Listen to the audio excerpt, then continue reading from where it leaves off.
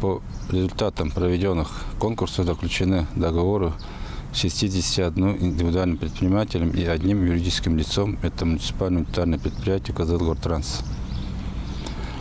В том числе по маршруту 1А с 11 индивидуальными предпринимателями на данном маршруте задействовано 27 транспортных средств. В соответствии с пунктом 3.1.2 договора перевозчики обязаны обеспечить работу автобусов на маршрутах 100% регулярностью и соблюдением графика движения. В противном случае со стороны Министерства дорожно-транспортного комплекса в одностороннем порядке могут быть расторгнуты договора. Министерством полным ходом идут работы по подготовке дополнительных соглашений по ранее заключенным договорам, внесение графика движения автобусов